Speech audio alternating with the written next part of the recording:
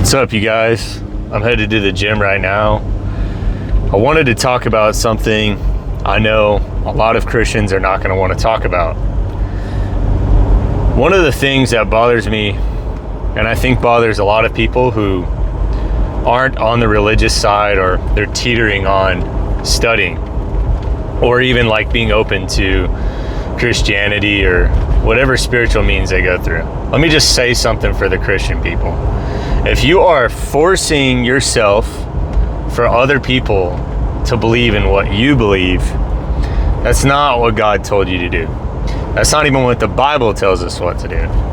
See, my understanding of the Bible and my understanding of how I came to Christianity and how I understand following Jesus, it was a means of the lifestyle that I led, right? One of the ways that I actually remember coming to Christ is because of one of my ex-girlfriend's dads.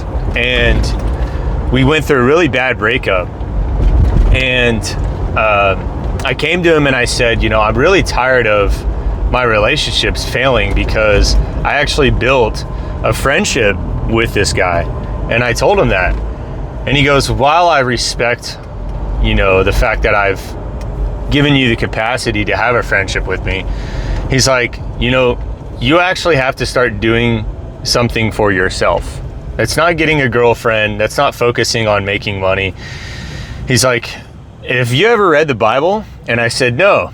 I said, I grew up Christian. I was raised in a Lutheran, private school church school, but I never really stuck to that lifestyle because my parents had split up and we actually stopped going to church at a very young age. So because of that, because of being away from the Word of God, because I was away from that, I actually started to, believe in the ways of the world. But there's one thing that this guy said to me that has stuck with me in the way that I preach the gospel to other people. I ask people if they've ever read the Bible. I don't ask them if they believe in God. I don't ask them if they believe in Jesus. I ask them, have they read the book? Because that's the way that I actually started to build a correlation of my life and my life experiences to the disciples and the people that had experiences with Jesus. That's what made me ultimately show my faith, and not just this belief system of where I couldn't really understand, right? I had to understand one thing and make it really clear to myself that unless I wanted to keep, choosing my own belief system and choosing to fall into the same pain of lust and, unaccountability, or not controlling my emotions, not commanding my fear, not commanding my emotions, right? I kept wearing my heart on my sleeve. But that's because I didn't choose to have faith in something that was outside of myself. See, the difference in believing in love and believing in the idea of love is you actually have to understand the pure example of it. That's what reading the Bible taught me. Is I knew that all of these people like Job in the Bible, were tested. They were tested to the ends of their wits, right? But they knew the definition of rejecting sin, right? And becoming righteousness versus, just telling their weakness, right? They did both. He did both. And that's why I say, you have to reject the sin, but you also have to come to God and talk to Him the same way that you read the Bible. So this is all just to say, if you're always experiencing some sort of fear, outside of yourself, or maybe some fear within that you really aren't coming to closure with the amount of trauma that you've dealt with, but just hear me out. If you've never read the Bible, what can you actually say is forced? What can you actually say is not for you?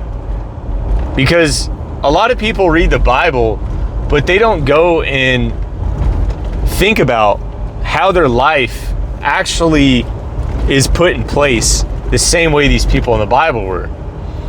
And that's why I wanted to talk to you about.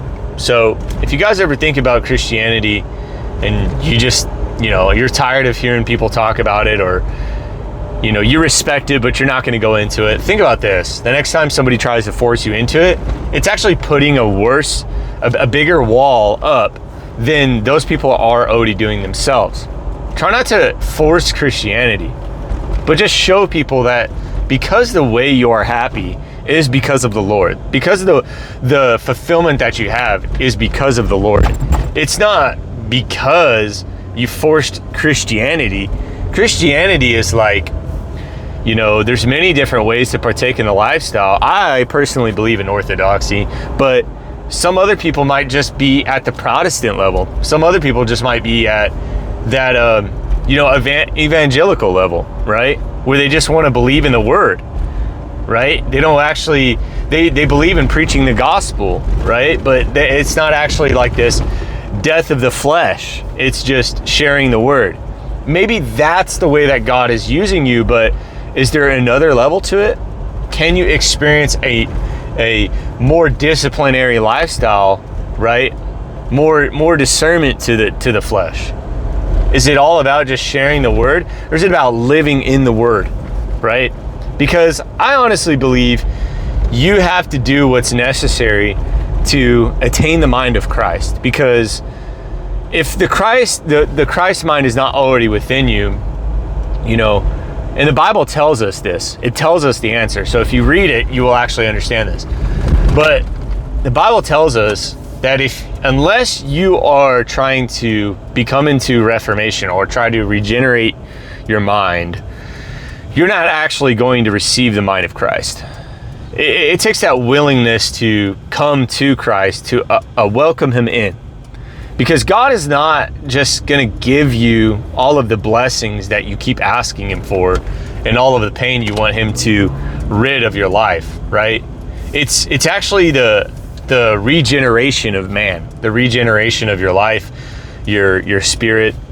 But you have to do that on a level that shows you're accountable to it. It shows that you actually want that. So the next time you guys hear me say like, you're not doing this and you're not doing that, just know I've done it. I don't come to you from a perspective of an unhealed trauma. I actively work through a lot of the stuff that I talk about.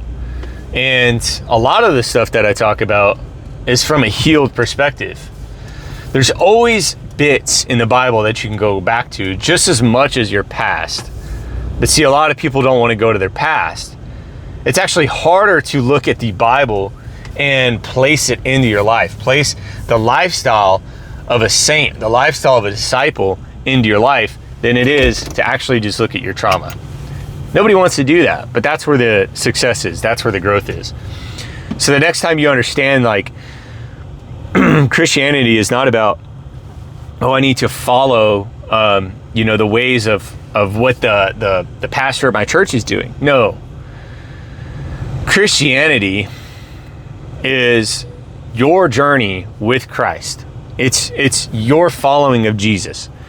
But that also means you come to church, because the church is the wife of Christ. And I really, truly believe in a community that holds each other up to that.